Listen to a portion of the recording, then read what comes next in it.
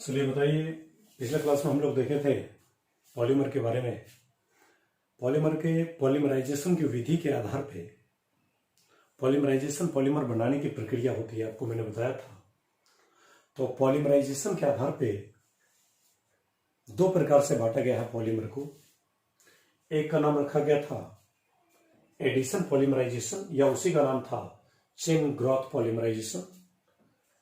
जिस addition polymerisation या chain growth polymerisation को हम लोग पिछले क्लास में देखे थे, उसमें खासियत क्या होता था, तो मॉलिक्यूल का पाई बॉन्ड टूट के अलग होता था, और जिन दो एटम के बीच में पाई बॉन्ड टूटेगा उन दोनों का एक एक इलेक्ट्रॉन फ्री होगा, और फिर कोई दूसरा ऐसे ही मोनोमर था, उसका भी पाई बॉन्ड टूटा, उन दोनों के बीच में एक एक इलेक्ट्रॉन फ्री हुआ दोनों एटम के पास। तो इस मोनोमर का ये कार्बन का इलेक्ट्रॉन और दूसरे मोनोमर का कार्बन का इलेक्ट्रॉन जो पाई बॉन्ड के टूटने से है, वो ऐसे आपस में जुड़ेगा और ऐसा लंबा लचक बनेगा, और वही हमारा बनता था एडिशन पॉलीमराइजेशन, या उसी को बोलते थे चेन ग्रोथ पॉलीमराइजेशन। लेकिन दूसरा जो हमारा पॉलीमराइजेशन की विधि है उसका नाम है कंडेंसेशन पॉलीमराइजेशन, या इसी का नाम है step growth polymerisation. Condensation polymerisation, या इसी को बोलिए step growth polymerisation. Condensation polymerisation या स्टेप ग्रोथ पॉलीमराइजेशन की बातें चल रहा था। अब देखिएगा लाइन, कंडेंसेशन पॉलीमराइजेशन बोलो या स्टेप ग्रोथ पॉलीमराइजेशन बोलो, दोनों प्रक्रिया एक ही है। तो इसमें लाइन हालांकि लिखा हुआ है द प्रोसेस, मतलब ऐसा विधि इनमें जिसमें रिपीटेड कंडेंसेशन, लगातार कंडेंसेशन हो। कंडेंसेशन तो हो लेकिन रिपीटेड हो, मतलब एक बार कंडेंसेशन नहीं हो, कई बार कंडेंसेशन हो। हालांकि आप जानते होंगे कि मोनोमर से पॉलीमर बनता कब है, जब मोनोमर कई बार जुड़ता है। जब बार बार जुड़ता है मोनोमर तो एक बार बन जाता है बड़ा सा पॉलीमर। तो इसमें कंडेंसेशन होगा। कंडेंसेशन का मतलब जब मोनोमर जुड़ेंगे तो बीच में कुछ निकल जाएंगे। अब बोलिएगा क्या निकल जाएगा, तो देखे थे आप, जैसे पानी निकल जाता है, अल्कोहल निकल जाएगा, HCl निकल जाएगा, अमोनिया निकल जाएगा, ये सब चीज़ जनरली निकलते रहते हैं। जब मोनोमर सटते हैं तो कुछ ना कुछ निकलते हैं। तो जब निकल करके नया पॉलीमर बनेगा तो उसका नाम होगा कंडेंसेशन पॉलीमराइजेशन। लेकिन ये निकलता कब है, तो जब मोनोमर में फंक्शनल ग्रुप हो। कितने फंक्शनल ग्रुप हो, तो 2 बाई फंक्शनल ग्रुप लिए जाए।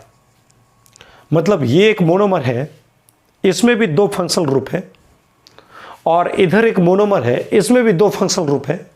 तो इन 2 मोनोमर जो कि बाई फंक्शनल ग्रुप नेचर के हैं, ये दोनों जब जुड़ेंगे तो बीच में कुछ ना कुछ निकल जाएंगे, और निकलने की वजह से जो पॉलीमर बनेगा वही हमारा बनेगा कंडेंसेशन पॉलीमर, और इस विधि का नाम होगा कंडेंसेशन पॉलीमराइजेशन। तो लाइन बोल रहा है द प्रोसेस, ऐसा प्रक्रिया इनमें जिसमें रिपीटेड कंडेंसेशन, लगातार कंडेंसेशन हो, मतलब लगातार पानी के निकलने की बात हो, बिटवीन किसके बीच में, तो 2 by functional monomer, 2 by functional monomer या 2 मल्टी फंक्शनल मोनोमर के बीच में जब लगातार कंडेंसेशन होगा तो वहां से हमारा बनेगा क्या चीज, कंडेंसेशन पॉलीमराइजेशन। इस विधि का नाम दिया जाएगा। हालांकि ये डेफिनेशन ज़्यादा बातें क्लियर नहीं करती है, लेकिन जैसे हम इसका एग्जाम्पल देखें ना, हमें लाइन क्लियर हो जाएगा।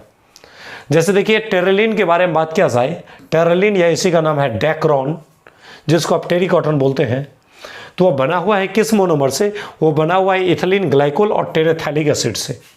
अब कैसे बना हुआ है आगे देखते हैं। आप कंडेंसेशन पॉलीमराइजेशन और एडिशन पॉलीमराइजेशन, इन दोनों में एक शब्द आप समझिए।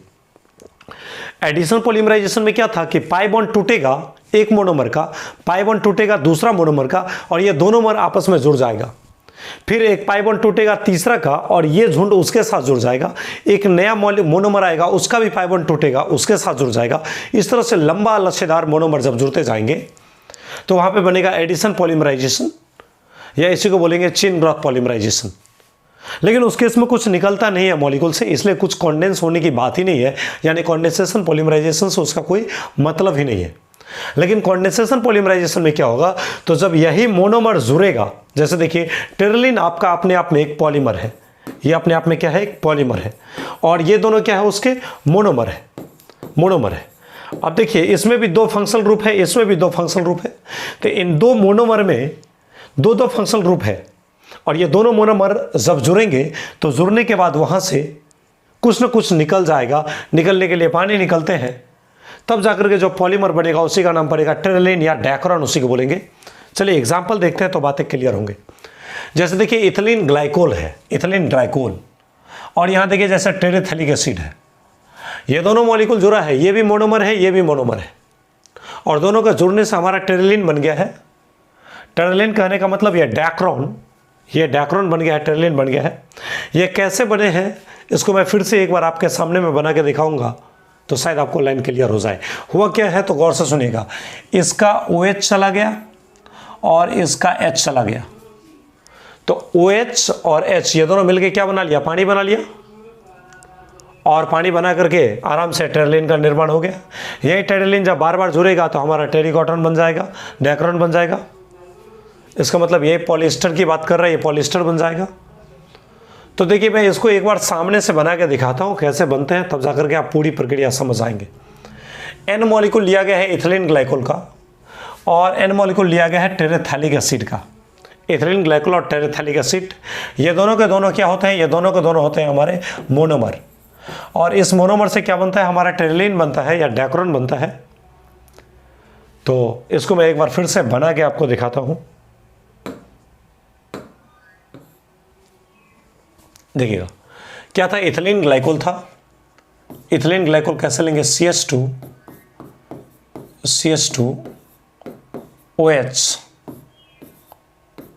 OH, इसी का नाम है इथिलीन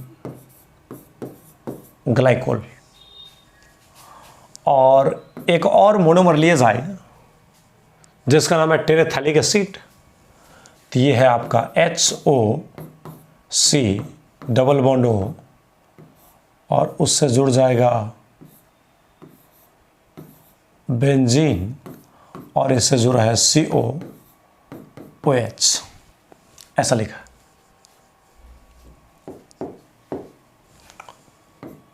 OH, इसका नाम क्या है, टेरेथैलिक एसिड। देखिए दोनों अब कैसे जुड़ते हैं, थोड़ी सी हीटिंग हो गई, कैटलिस्ट तो हमेशा यूज होता ही है। तो होता क्या है, इसका देखिए कार्बोक्सिलिक एसिड जो ग्रुप है,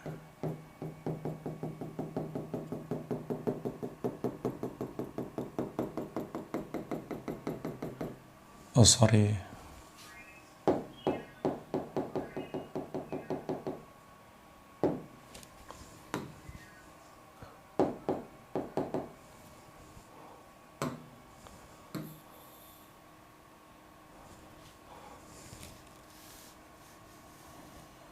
हाँ, चलिए इसको पहले लिखते हैं,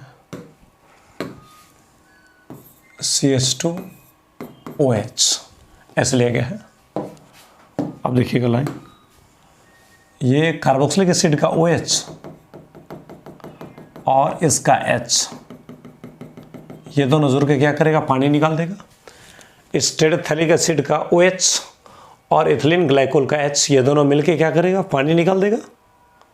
और पानी निकाल देगा तो बताइए O का कनेक्शन किसके साथ हो जाएगा, C के साथ हो जाएगा। यहाँ जो O है वो किससे जुड़ जाएगा, C से। तो देखिए इथिलीन ग्लाइकोल का H निकलता है और टेरेथैलिक एसिड का OH निकलता है, और दोनों जुड़ करके बड़े से पॉलीमर का निर्माण करता है।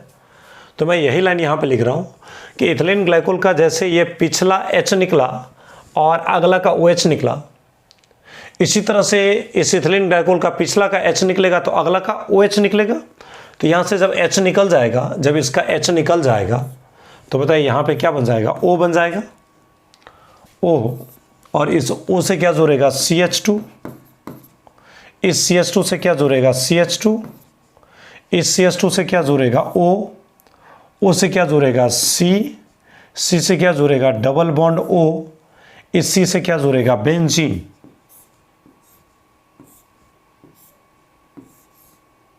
C से जुड़ेगा बेंजीन, इससे क्या जुड़ेगा, C, इससे जुड़ेगा डबल बॉन्ड O, और आपको पता है टेरेथैलिक एसिड का क्या निकलता है, OH। तो जब इसका OH निकल जाएगा तो अगला का H निकलेगा, इथिलीन ग्लाइकोल का H निकलेगा, तो H निकाल देंगे तो ये यहाँ से जुड़ जाएगा।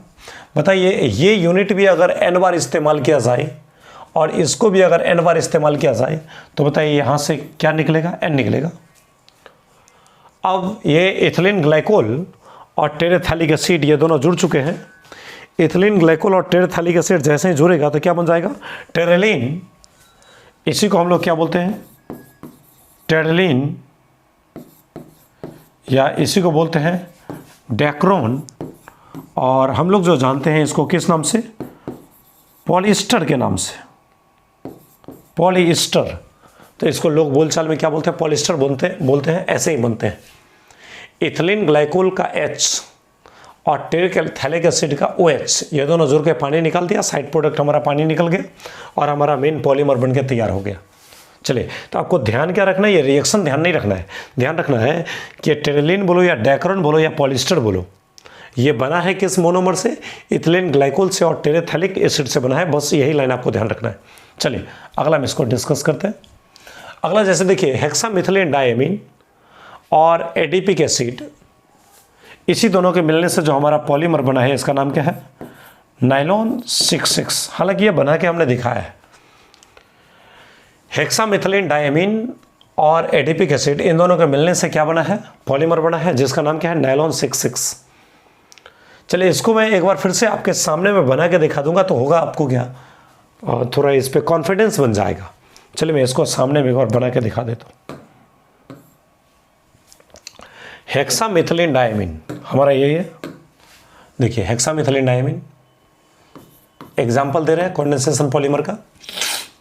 हेक्सामिथिलीन डायमीन, ये लीजिए NH2 और यहाँ लीजिए CH2, कितनी बार लीजिए, 6 बार, और फिर से लीजिए NH2।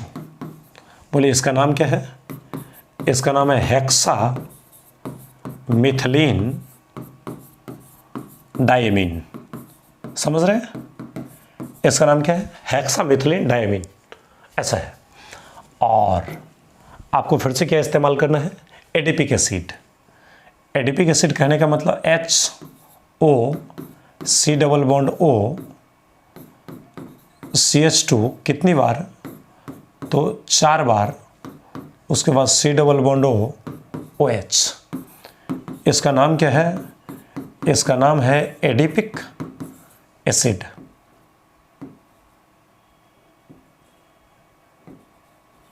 इसका नाम है एडिपिक एसिड। हेक्सामिथिलीन डायमीन और एडिपिक एसिड इन दोनों के मिलने से कैसे बनेगा हमारा पॉलीमर, वो दिखा रहे हैं। चलिए देखिएगा, इस एडिपिक एसिड का क्या, OH,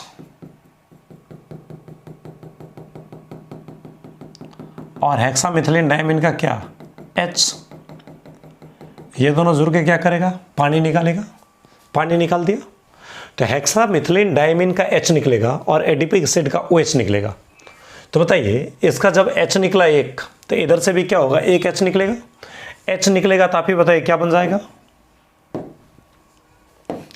अगर इसका H यहाँ से निकल गया, H निकल गया, तो यहाँ से क्या बन जाएगा, फ्री वैलेंसी, और फ्री वैलेंसी से क्या जुड़ जाएगा, N, N से क्या जुड़ेगा, H, N से क्या जुड़ जाएगा, CH2, और इस CH2 से क्या जुड़ जाएगा, 6, और यहाँ से क्या जुड़ा है, N, N से क्या जुड़ेगा, H, और ये N, H और OH तो पानी बना के निकल गया, तो ये नाइट्रोजन किससे जुड़ जाएगा, इस कार्बन से। तो नाइट्रोजन जुड़ गया कार्बन से, carbon double bond oxygen, double bond oxygen से, और ये किससे जुड़ा है, तो CH2 से जुड़ गया है, और ये कितनी बार, 4 बार जुड़ा है, और इससे क्या जुड़ जाएगा, C डबल बॉन्ड O। और बताइए इस एडिपिक एसिड का OH अगर जाता है पिछला H के साथ, तो इस एडिपिक एसिड का यहाँ का OH भी क्या जाएगा, वो अगला के H के साथ जाएगा, तो यहाँ से वैलेंसी क्या हो जाएगा, फ्री हो जाएगा, यानी मॉलिक्यूल कितनी बार, N बार रिपीट होगा। अब बताइए यहाँ पे CH2 में कार्बन कितनी बार है, 6 बार। यहाँ देखा जाए कार्बन कितनी बार है इस यूनिट में, यहाँ देखिए ये जो लिंकेज है CONH, ये अपने आप में किसका लिंकेज है, एमाइड का लिंकेज है। C डबल बॉन्ड O से अगर N जुड़ा रहता है तो इसी को हम लोग, इस लिंकेज को क्या बोलते हैं, एमाइड लिंकेज बोलते हैं। तो यहाँ पे एमाइड फंक्शनल ग्रुप तैयार हो रहा है। तो यहाँ से देखिए यहाँ 6 कार्बन है और यहाँ देखिए 4 कार्बन, तो CH2 यहाँ पे है और एक यहाँ 5 कार्बन और एक यहाँ 6, तो इसका नाम क्या हो जाता है? इसी कारण से इसका नाम हम लोग देते हैं नायलॉन 6,6। कैसे बना होगा आप देख लिए, यानी नायलॉन 6,6 आपसे पूछा जाएगा कि नायलॉन 6,6 किससे बना है, तो हेक्सामिथिलीन डायमीन और एडिपिक एसिड इन दोनों को मिलाने से क्या बना है? नायलॉन 6,6 बना है। ये रिएक्शन कैसे होता है ये आपको ध्यान ना रहे उससे कोई फर्क नहीं पड़ेगा, लेकिन बोर्ड के एग्जाम में ये पूछा जाता है कि नायलॉन 6,6 का मोनोमर कौन होता है, तो हेक्सामिथिलीन डायमीन होता है और एडिपिक एसिड होता है। या हेक्सामिथिलीन डायमीन और एडिपिक एसिड इन दोनों को मिला के कौन सा पॉलीमर बनता है, तो नायलॉन 6,6 हमारा पॉलीमर बनता है। चलिए आप ये समझ गए हैं, इससे आगे की बातों को कंटिन्यू करते हैं। यहाँ देखिए नायलॉन 6,6 अलग होता है और नायलॉन 6 जो होता है वो एक अलग होता है। नायलॉन 6,6 और नायलॉन 6 ये दोनों अलग अलग होता है। देखिए अभी तक सारे केसेस में आप क्या देख रहे थे कि पानी हम निकाल रहे थे, लेकिन ये ऐसा केस बनता है जिसमें हम लोग पानी क्या करते हैं, डालते हैं और पुनः पानी निकालते हैं। इसमें पहले पानी डालो फिर पानी निकालो। एक चीज जो आपके लिए बहुत ज्यादा महत्वपूर्ण है वो क्या, तो नायलॉन 6 किससे बना है, तो आप याद रखिएगा कैप्रोलैक्टम, ये जेई में भी पूछा गया है। नायलॉन 6 किससे बना है, तो कैप्रोलैक्टम से बना है, यानी कैप्रोलैक्टम है मोनोमर और इस कैप्रोलैक्टम का पॉलीमर है नायलॉन 6, या इसी का दूसरा नाम देते हैं परलॉन या नायलॉन 6। नायलॉन 6,6 नहीं है, नायलॉन 6 है, या इसको आप बोलिए परलॉन। अब देखिए हमने यहाँ पे लाइन हिंदी में लिख दिया है नायलॉन 6 कैसे बनता है, तो कैप्रोलैक्टम के हाइड्रोलाइसिस से बनता है, यानी कैप्रोलैक्टम पर जब पानी रिएक्शन करता है ना तो उसके बाद बनता है हमारा क्या, नायलॉन 6 बन जाता है। कैसे बनता है तो देखिएगा, इसको मैं एक बार रफ में यहाँ पे थोड़ा डिस्कस करके देखता हूँ। ये कैप्रोलैक्टम है, हाइड्रोलाइसिस का मतलब इसमें पानी डालते हैं और हीटिंग करते हैं। तो पानी जैसे ही डालेंगे ना तो पानी में पता ही है पानी में क्या होता है, H2 होता है। तो H2 को कैसे लिख सकते हैं, OH और H के रूप में लिख सकते हैं। पानी जैसे ही डालेंगे तो OH और H के रूप में लिखते हैं, तो इसको हम ऐसे लिखते हैं H और इससे जोड़ देते हैं OH। देखिएगा इसमें पहले पानी डालते हैं फिर पानी निकालेंगे, तो कैप्रोलैक्टम क्या होगा, कैसे जुड़ेगा सुन लीजिएगा। ऐसे इसके मॉलिक्यूल पानी को पहले जोड़ेंगे अपने में, तो ये रहा कैप्रोलैक्टम और ये रहा वाटर। पहले इस नाइट्रोजन और कार्बन के बीच का बॉन्ड जो है ना वो बॉन्ड टूटेगा। देखिए ऐसे बॉन्ड की ब्रेकअप होती है, तो होता क्या है, ये बॉन्ड टूट जाएगा, ये बॉन्ड टूट जाएगा। कैप्रोलैक्टम का नाइट्रोजन और कार्बन के बीच में जो बॉन्ड है वो बॉन्ड भी टूटेगा और पानी में H और OH के बीच में जो बॉन्ड है वो भी टूटेगा। तो बताइए क्या बन जाएगा, नाइट्रोजन का ये इलेक्ट्रॉन और हाइड्रोजन का ये इलेक्ट्रॉन आपस में जुड़ जाएगा। यहाँ पे बॉन्ड फॉर्मेशन का भी काम होगा, इधर ये बॉन्ड बनेगा। अच्छा, कार्बन का ये इलेक्ट्रॉन और ऑक्सीजन का ये इलेक्ट्रॉन, ये दोनों भी आपस में बनेगा। तो बताइए ये बीच का बॉन्ड टूटेगा, ये बीच का बॉन्ड टूट गया, ये बीच का बॉन्ड टूट गया, और टूटने के बाद ये क्या बन जाएगा, तो थोड़ा देखिएगा क्या बन जाएगा। ऐसे देखिए N से जुड़ा है H और N से जुड़ गया एक और H, यानी ऐसा N से जुड़ गया एक H और N से एक और H, N से H और N से फिर एक H जुड़ा, पानी का H जुड़ा। उसके बाद देखिए क्या है, CH2 कितनी बार, 1 2 3 4 5 बार CH2 है, तो इससे जुड़ चुका है CH2 और वो भी कितनी बार, तो 5 बार जुड़ा है। और इस CH2 से जुड़ा है C, इससे जुड़ा है C, C से जुड़ा है डबल बॉन्ड O और C से क्या जुड़ गया है OH। अब देखिए ये जो कैप्रोलैक्टम है इसको जब पानी से रिएक्शन करवाते हैं तो ये बायफंक्शनल में कन्वर्ट हो जाता है। इधर से आपके पीछे से बन जाता है एमीन और यहाँ से बन जाता है कार्बोक्सिलिक एसिड। एक चीज़ आप देख रहे होंगे, कार्बोक्सिलिक एसिड बन गया। कार्बोक्सिलिक एसिड पानी से जैसे ही रिएक्शन करवाएं तो पानी में H और OH दोनों होता है, तो एमीन को H जोड़ देता है और कार्बोक्सिलिक एसिड में OH जोड़ देता है। अब देखिए ऐसे एक कैप्रोलैक्टम हाइड्रोलाइसिस के बाद आया है, ऐसा ही कोई दूसरा कैप्रोलैक्टम आएगा। तो दूसरे कैप्रोलैक्टम को हम लोग कैसे लिखेंगे, गौर से देखिएगा कैसे लिखेंगे। इसको ऐसे लिखते हैं, तो एक और मॉलिक्यूल लीजिए NHNH और ये CH2 कितनी बार आएगा, तो 5 बार आएगा। इससे जुड़ेगा C डबल बॉन्ड O और उससे क्या जुड़ेगा OH। ये भी देखिए कैप्रोलैक्टम के पानी के रिएक्शन के बाद ये बन चुका है। अब इसमें रिएक्शन कैसे होता है तो गौर से देखिएगा, इसका रिएक्शन इस तरह से होता है, ये OH और H ये दोनों मिलकर क्या करता है, पानी बना लेता है। तो कार्बोक्सिलिक एसिड का OH और एमीन का H ऐसे ही जुड़ेगा। तो बताइए ये जैसे ही जुड़ेगा तो यहाँ तो लिंकेज खत्म हो जाएगा। तो लिंकेज जैसे ही खत्म होगा तो देखिए हम इसको मिटा देते हैं, ये ऐसे हो जाएगा। इसका मतलब देखिए इन दोनों के बीच में क्या होगा, बॉन्ड बन जाएगा। और एग्जैक्टली इसी प्रकार से जैसे एमीन का H गया, कार्बोक्सिलिक एसिड का OH गया, एग्जैक्टली इसी प्रकार से इस एमीन का H जाएगा और कार्बोक्सिलिक एसिड का OH जाएगा। ये अगला एमीन के H के साथ जाएगा और ये पिछला कार्बोक्सिलिक एसिड के OH के साथ जाएगा और इस तरह से बार बार पॉलीमर जुड़ेगा। तो बताइए पॉलीमर में क्या क्या बच गया है। तो देखिए इधर से आप इसको हटा सकते हैं, ये आ जाएगा पिछला के साथ और ये चला गया अगला के साथ। तो इस तरह से आप देखिए हमने इसी को ऐसे लिख दिया है, C double bond O valency free, C double bond O valency free. इस CO से जुड़ा है CH2 5 बार, इस CO से जुड़ा है CH2 5 बार, इस CH2 से जुड़ा है N और उससे जुड़ा है H, इस CH2 से जुड़ा है N और N से जुड़ा है H और एक वैलेंसी इधर फ्री हो गया। तो यही जो पॉलीमर बना है ना, इसी का नाम रखा गया है, इसी का नाम रखा गया नायलॉन 6। ऐसे ही नायलॉन 6 बनता है, पहले पानी डालो फिर पानी निकालो और नायलॉन 6 को बनाओ। तो आपको ये रिएक्शन महत्वपूर्ण नहीं है ज़्यादा, आपको महत्वपूर्ण क्या है लाइन, तो महत्वपूर्ण ये लाइन है कि नायलॉन 6 किससे बना है। ओहो मिटा दिए, नायलॉन 6 किससे बना है,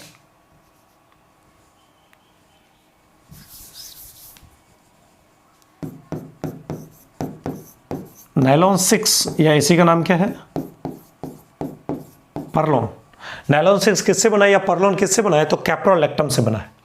चलेगा, कैप्रोलैक्टम की जब हाइड्रोलाइसिस होती है तब जाकर के बनता है। तो मेरे विचार से इसको ऐसे ही रहने दिया जाए, लेकिन इसको अगर हटा दिया जाए तो ज़्यादा, लेकिन रहने देते हैं, समझ में आएगा। कैप्रोलैक्टम से बना है नायलॉन 6, इतना ध्यान रखिएगा। चलिए पांचवा में आ जाइए, जैसे फिनॉल और फॉर्मल्डिहाइड। फिनॉल, फिनॉल आप जानते हैं, फिनॉल, ये फिनॉल आपका होता है फिनॉल, और ये रहा आपका फॉर्मल्डिहाइड यानी SC double bond OH। Acidic basic दोनों मीडियम में रिएक्शन होते हैं। तो फिनॉल और फॉर्मल्डिहाइड इसके रिएक्शन से बन जाता है नोवोलैक इंटरमीडिएट, ये बीच में बनता है और ये नोवोलैक आपस में फिर से जुड़ के बेकेलाइट का निर्माण कर देता है। तो आपसे क्वेश्चन क्या पूछा जाएगा, क्वेश्चन पूछा जाएगा बेकेलाइट किससे बना है, तो नोवोलैक से, या नहीं तो आप बोलिएगा फिनॉल और फॉर्मल्डिहाइड से।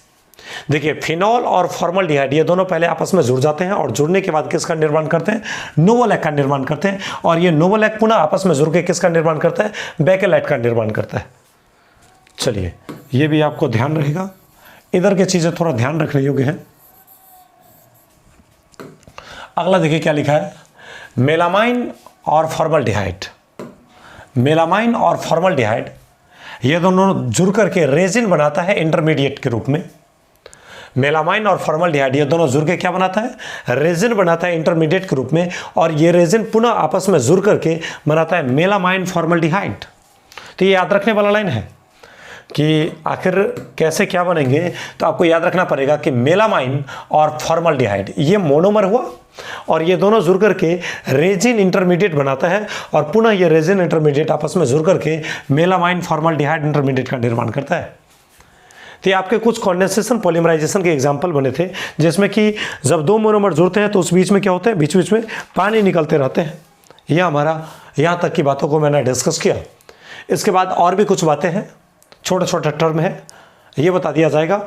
और इसके बाद मैं एक और लेक्चर दूंगा, इसके लास्ट में एक और दूंगा, ये इसके बारे में थोड़ा सा जानकारी और बचा हुआ है, और एक लास्ट लेक्चर दूंगा जिसमें कि बोर्ड के क्वेश्चंस जो पूछे जाते हैं जिस टॉपिक से, वो पूरा का पूरा एक जगह मैं समराइज कर दूंगा, एक जगह इकट्ठा कर दूंगा बोर्ड के सारे टॉपिक। तो उससे क्या होगा, पॉलीमर में इतने जो रटने वाले पॉइंट है ना, वो सब आप पे ज़्यादा मेहनत करने की जरूरत नहीं पड़ेगा, सारे क्वेश्चंस आसानी से बन जाएगा। Thank you.